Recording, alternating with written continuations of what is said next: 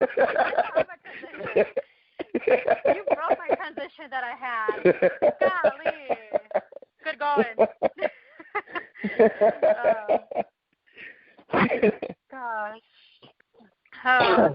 So still waiting on that transition. Going on to another topic. There's a transition.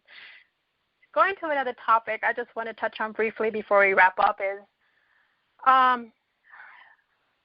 USC has had issues recently that have, I guess you can say, well, one issue that's become more noticeable recently.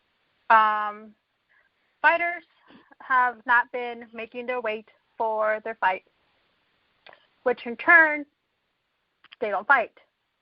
So some of these have been the what's it called? It could be a title fight, could be the main card, however you want to say.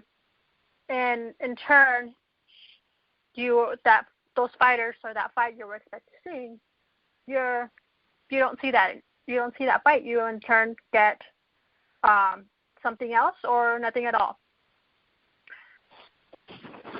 And that I believe that there should be a consequence, or maybe not I guess you can say a consequence, or some sort of penalty, or UFC has to do something about these fighters not making weight. Boxing has this issue. It's slightly different, but you don't see it all the time with these main cards. Or if one of these fighters doesn't make weight, they bring somebody else to fill in. They have a little different way of working this. But what do you suggest that UFC can do different with this issue? Oh, that's so tough. UFC, just because in boxing they do the whole catch weight thing, so you still do the fight. It's just if it's a title fight, it's no longer a title fight, and you still fight. The person who can't make weight, they get fined. They lose half of their purse or 20% of their purse, whatever the mandated in that state is. UFC kind of brings this on themselves, though, I think. So I don't really know what they can do. To me, this is more of a Dana White issue because you have one man controlling everything, and he's pulling fights as opposed to you said something so brilliant there. You said they'll replace you in boxing. When he replaces people, everything is almost a main card. Maybe, I don't know, because if he suspends you, you really have nowhere else to go fight because you're under contract with him. In boxing, if they pull you out of that fight, you go fight like the next month in another state. So, honestly, I don't know. That's a tough one to say with the UFC. I don't know. I have a question for you. What do you think with the NFL and their concussion protocol? What do you think it's going to be like in UFC in like 12 years when guys are eating steak through a straw? That's something obviously we can't get into tonight, but I'd love to talk with you about that maybe on another show. But the weight thing, I don't know, because isn't the UFC the only sport without a concussion protocol?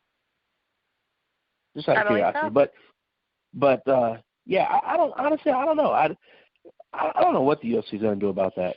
To be honest with you, believe it or not, I have no suggestion. Wow, is that a first? It is, and you know what? I have to admit it. It's partially because I'm not the biggest UFC fan, to be honest with you, so I don't really delve into them as much as I could. I don't know. Usually when a guy's down, I like to have him counted, not punched in the head 3 more times. So it's not really my thing. I'm a boxing guy, 100%. But I do like. Here's what's sad.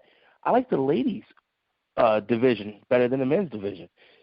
I know that. Yeah, actually, with that, I have to agree.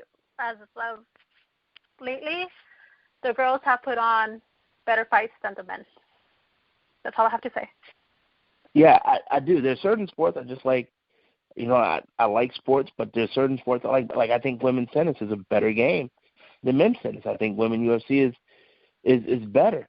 I think a lot of it has to do with the with the men and their testosterone always trying to attempt to take over because, we always, no matter what we do, we always have to be gladiators. And you put us in a cage, and now we're really gladiators. And maybe it's the UFC guy fans that wear a tap-out shirt and they think that they can beat everyone's ass in the bar, which is crazy. Or just because you train at a UFC gym, you think you're a UFC fighter.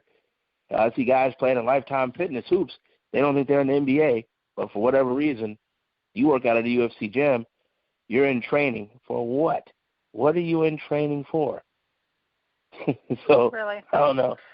It just cracks me up. The only one last question that I have for you on this subject is, going back to boxing, to you, should UFC kind of implement something along the lines of what boxing does to kind of, I guess, pull away from the situation that they have or put it under control?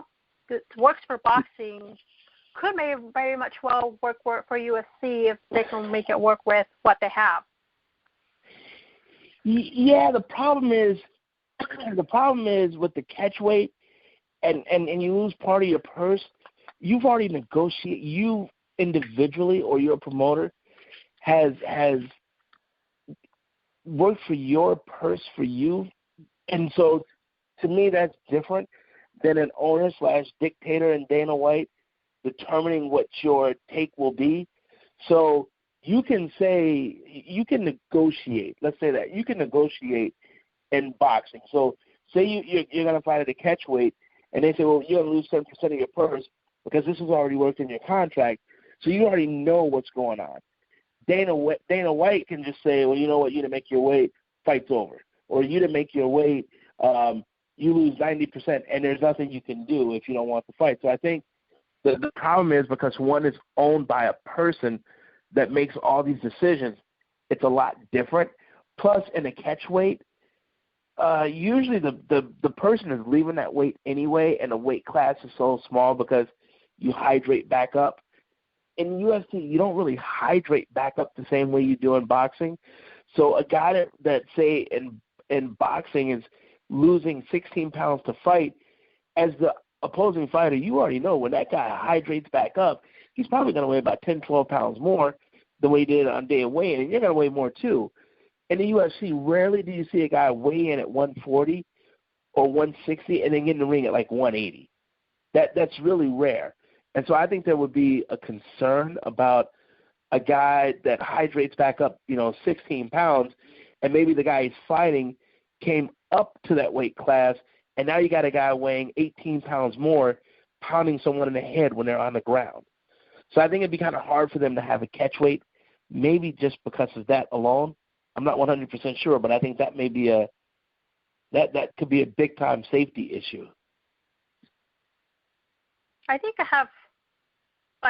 maybe something that could work. Not sure that it really will.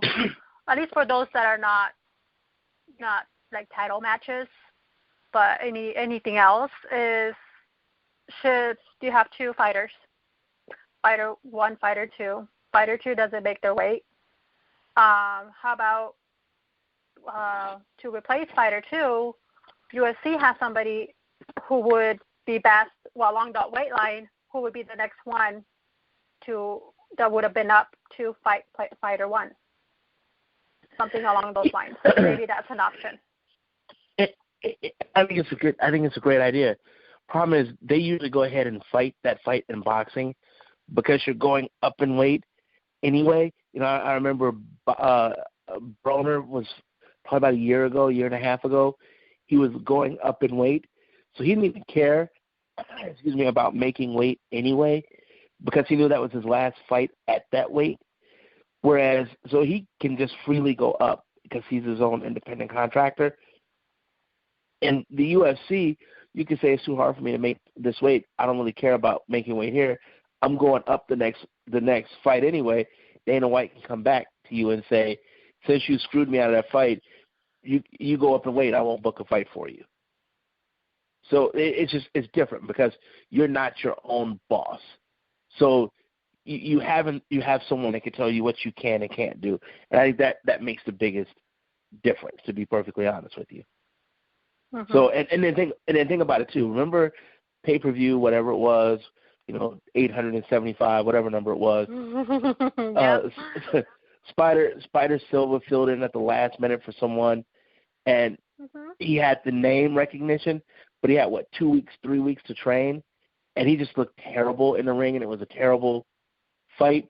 I think I'd rather, to be honest with you, if I was paying my hard-earned money to watch this, I would rather you just cancel the fight or change the card than have me watch someone who has name recognition, but they just can't fight anymore. Because then I felt like I wasted my money. Mhm. So good point. That's the biggest difference. You have I think that works for the lower cards, the free TV stuff, but for the big fight, and think about it, in boxing, you never see a fill-in on a big fight. You see them on these local cards here in Phoenix, where it looks like they just found dude.